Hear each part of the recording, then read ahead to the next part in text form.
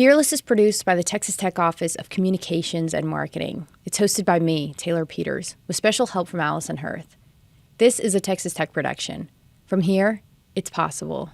Ever since I was little, I was born in Lubbock, so ever since I was little, tech was always kind of my first choice. This is Daniel.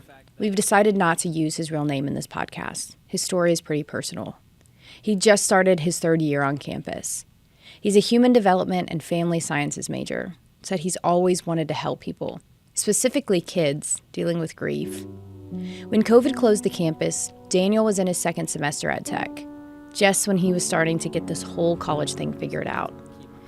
Daniel is a polite, friendly, very social young man. He's open to talking about his experiences from COVID too, good and bad. And so it was kind of the perfect choice. I applied other places, but even if I had gotten accepted at other places, Tech was still kind of my go-to. When he graduated from high school, he was a good student, mostly A's, a few B's, and that carried into his first semester on campus. But Daniel's experience with the pandemic was bad. It was really bad. He struggled and he worried a lot about not being able to work and pay rent, about not being able to keep up with his classes. Something was shifting that he just couldn't quite figure out. He wasn't able to focus, and he couldn't complete many of his assignments. He just couldn't get a handle on it. I was also earlier this year, diagnosed with pretty severe ADHD. I am really only able to learn when I am physically in class and doing work. I cannot sit and watch a video. I cannot sit in my room in a Zoom call. I tried. I really, really tried, because I need to be physically interacting with what we're doing. You see, Daniel is like other students who thrive with in-person classes. He wasn't able to cope with the online course material and not having access to his teachers in the way that he typically would. He needed to find a way to get back on track, but things were not going well. His grades were slipping. In a more clear picture, would you say pre-COVID were you like an A, B, C student? I was AB, okay, mostly. And then COVID came, and then what are we looking at? C and then low C's, and then a couple failing, because it was some of the classes I was in were hard to understand when I was in class, but at least I was kind of there, and I felt like I was falling and trying to grab onto something, because there was I felt like I was drowning, basically. Not every student had the same academic experience during the pandemic, but many can relate to Daniel. The transition to stay-at-home orders was a worst-case scenario for so many, and the seemingly endless cycle of not knowing only made existing issues worse. But whatever your experience, the pandemic forced one group on campus into the spotlight. The ones typically behind the curtain, or in this case, the computer, would soon take center stage.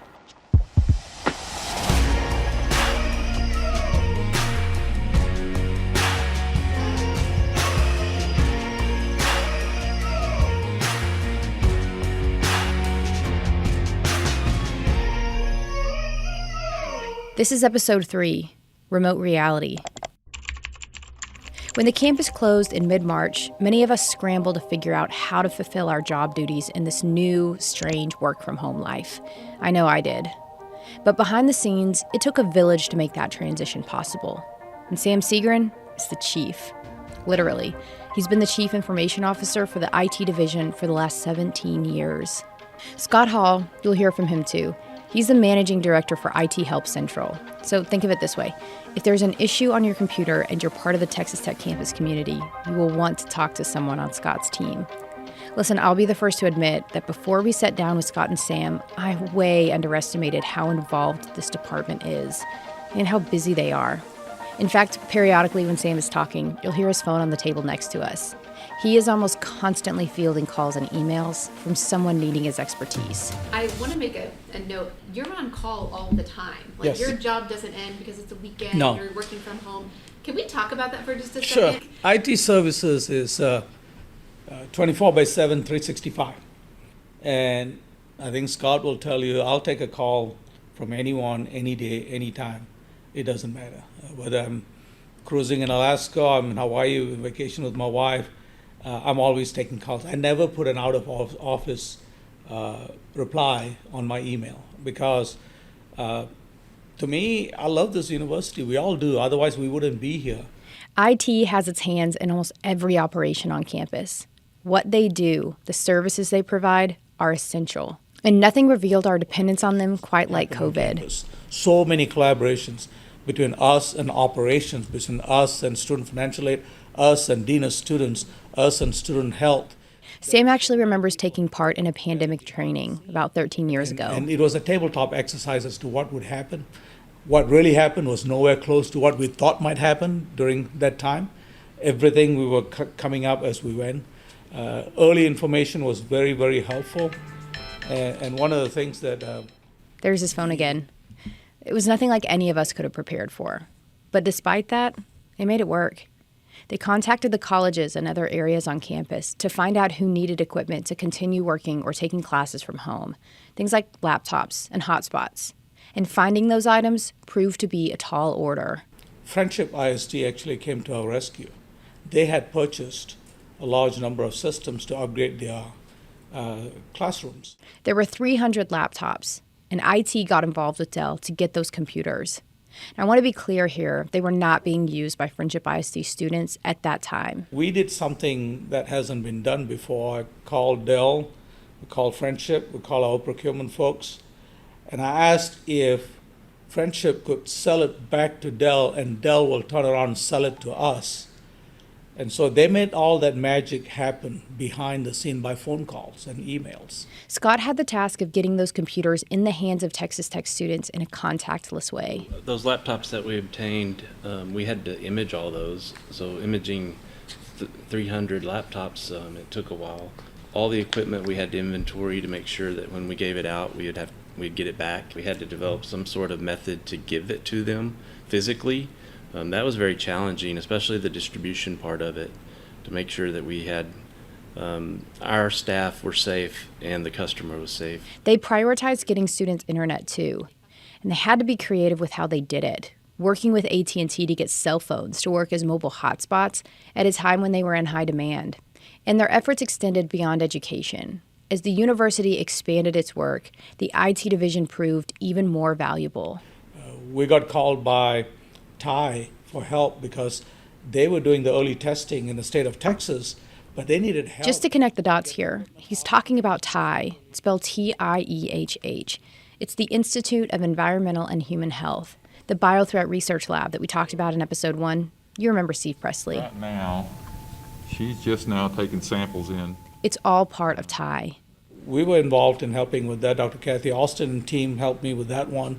Jeff Barrington and security team helped with all the security pieces because this is PHI data. This was highly sensitive data. The personal health information of those COVID-19 samples being tested needed to be protected. And it just so happened, a year before the pandemic, more than a dozen employees took part in a training specifically on handling medical data. Instead of training 3 or 4 people in security for handling HIPAA data, I went ahead, brought the trainer in, and 16 of us went through the training. So when the time came, we had 16 people knowledgeable in how to handle medical data. And so that wasn't planned for, but it just happened. So that was serendipitous for us in how those things happen. There were so many people connected to and involved in every decision, every action made by the university. Sam says he'll never forget watching how we all came together. I think the resilience of our own staff who stepped up, nobody complained. Anything I asked, they did. It goes without saying they did a lot, and they do a lot. And in so many cases, their work made all the difference for faculty, for staff, and for students. And then, well, shoot, I've been in the provost office now over 10 years, I think. And when it comes to student success, there are few people on campus more dedicated to it than this man. Okay, my name is Patrick Hughes, and my title is Vice Provost for University Programs and Student Success. Patrick's work within the university is geared toward understanding what makes students succeed in the classroom and beyond. He is committed to learning what creates a quote-unquote successful student experience and how the university can better provide that. He keeps track of retention rates, GPA, and enrollment. COVID impacted every corner of campus. He has a lot of responsibilities on campus. I teach communication and personal relationships and communication in higher ed. I teach just about anything the department asks me to teach. He's also a professor in the College of Media and Communication. His area of expertise, is interpersonal communication. He has written extensively about this topic. You see, that's the other reason that I wanted to speak with him.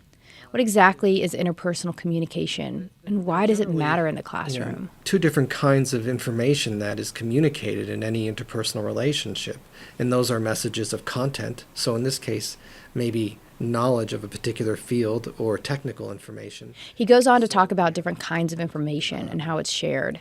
In a lot of cases, a kind of creativity that certain kinds of technology used to distribute course content isn't as good at facilitating.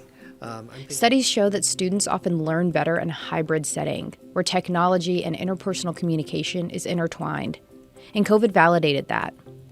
Maybe one of the most important numbers that Patrick deals with is graduation rates. He wanted to know what percentage of Red Raiders would still complete their degree plans as scheduled. Prior to COVID, he says the 6-year graduation rate was 61%. At the time this podcast was recorded, it was up to 63.3%.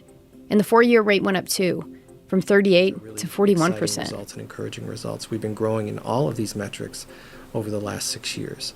And we were concerned because that is not the story nationwide. The story nationwide among other 4-year universities and colleges is a story of attrition and losing students.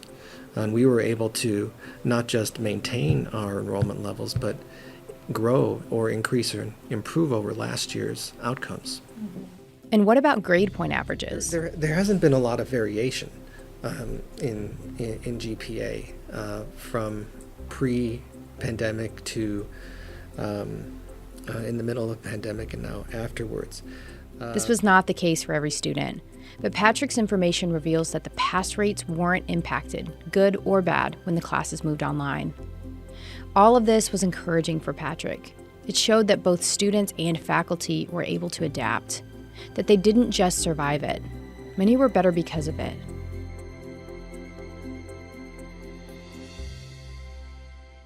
Professors were pivoting. For many, the move online meant a lot of time and patience.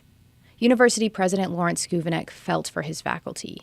As someone who used to teach, he was right there with them. His wife, Patty, is an instructor and advisor in the math department.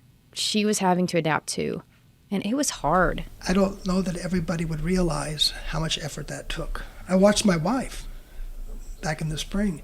She was on that computer from the moment she got up till she went to sleep. She was committed to helping students get through. They all were. Some just needed a bit more help than others. And that's where Holly Baker comes in. The video production lab is nestled among offices on the first floor of Drain Hall. That's where we met with Holly.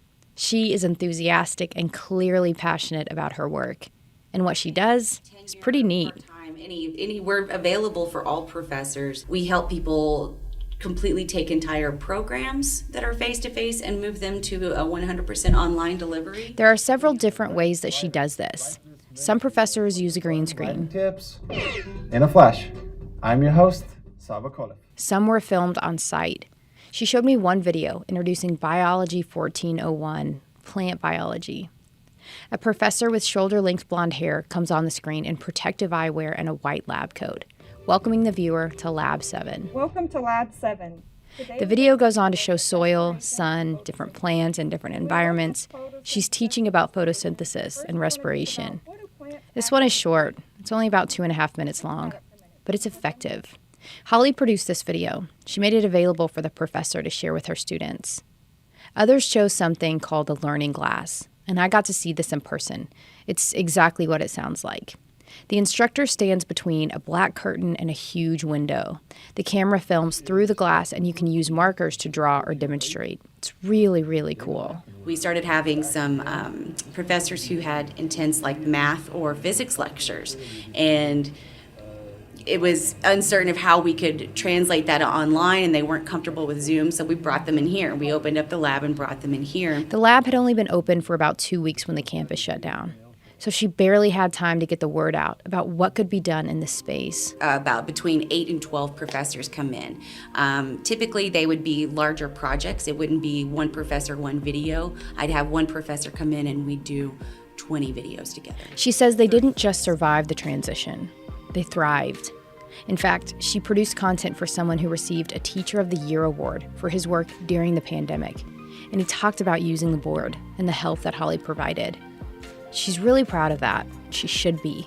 She empowered those professors to connect with students, to go the extra mile. More than anything, the theme that emerged for me out of COVID is yes, we can. The truth is yes, we can. We did it. We didn't just do it, we did it well. Research on campus also persisted, even under these unusual circumstances. And the result? Let's just say the numbers were good. They were better than good, actually.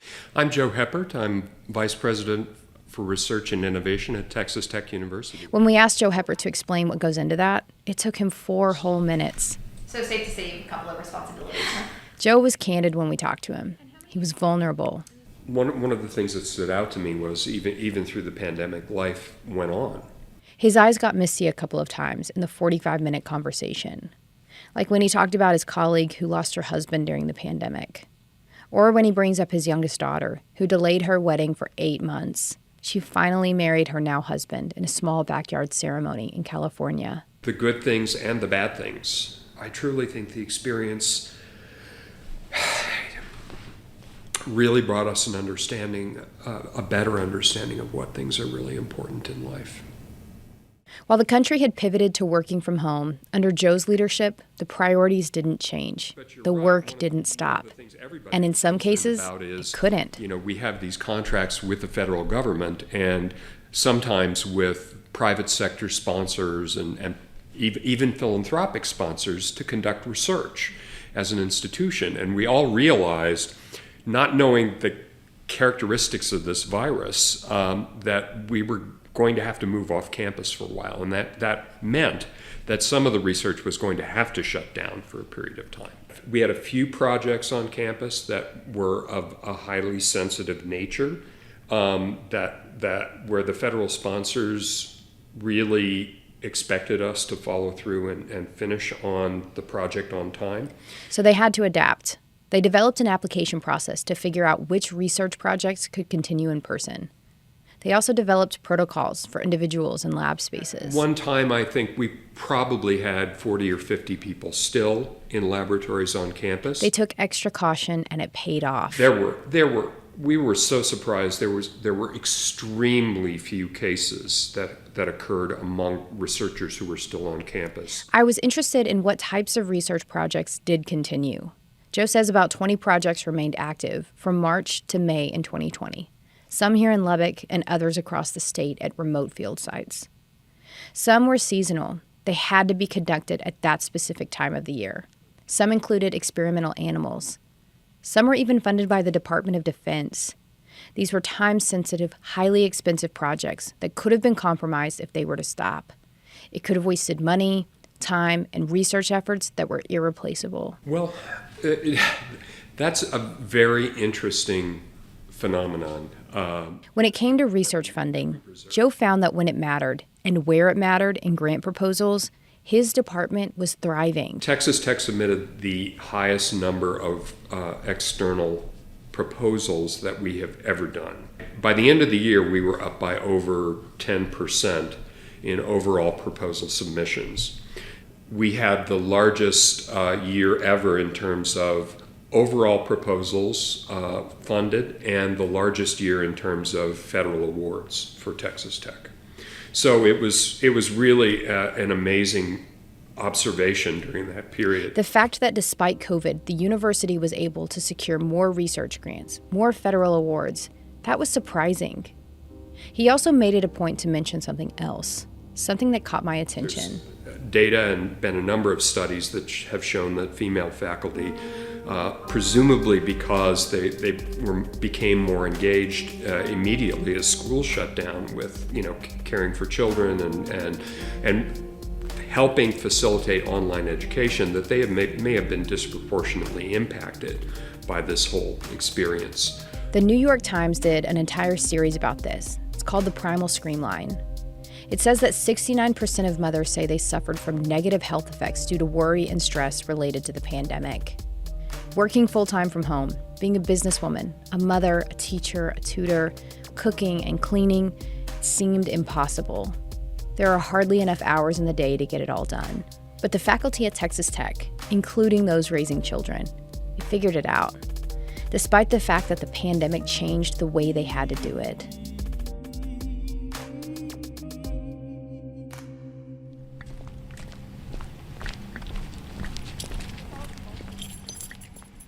Elisa Wong's office is a short walk from the administration building. She's on the second floor of the Honors College. We showed up a few minutes early, but she was waiting for us and welcomed us in. And I was complaining there was no spring break, and then all of a sudden, it's commencement. Her office is modern and stylish. It smells like clean linen and fresh flowers. She makes you feel at home. I love my staff, and my staff have been wonderful, right? Because they have been with us every step of the way. When I ask for her official title, she talks about how she started here at Texas Tech, how long she spent in each position, about her studies of modern Italian history in the Mediterranean. She talks lovingly about Texas Tech. You can't help but feel it sitting across the table.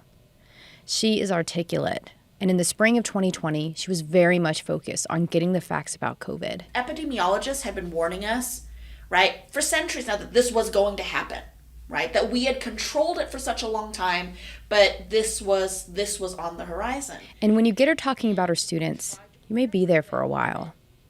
And what I mean by that is that her passion for teaching, her relationships with her students, they matter. I had already warned my students that I was teaching before they left for spring break to take everything with them, right? Anything that you need, anything that you love, take it with you, because I don't know that we will be returning to campus. She didn't want to worry anyone, but she had to make sure they realized that the threat was real. As I was telling my students in my Summit Experience course, I was telling them, it's going to come here, right? This is no joke. The pandemic was bad in 1917, right after the First World War.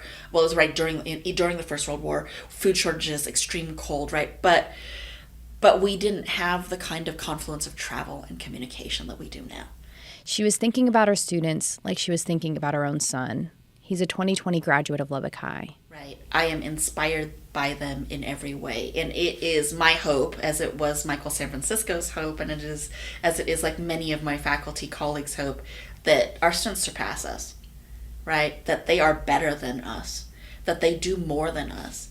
And I think if this pandemic has proved anything, is that they have. In a completely different way, students fuel the livelihood of Michael Klinsman. Yeah, we, for the most part, live and die by the Texas Tech students. Particularly when it comes to their nightlife routines. He is not a Texas Tech professor, and he's not on staff. His 3 businesses are within half a square mile of each other, just a few steps from Memorial Circle. He and his wife own 3 college bars on Broadway. It's what I know, and I wouldn't have it any other way. I feel very, very fortunate. I don't know how I ended up right across from the university, but I'm very blessed for sure. The doors to all 3 closed after COVID hit. It was hard to just walk around 3 empty businesses day after day after day after day and lock the door up when you leave and it just sit like that. It was scary and it was sad. That's next time on Fearless.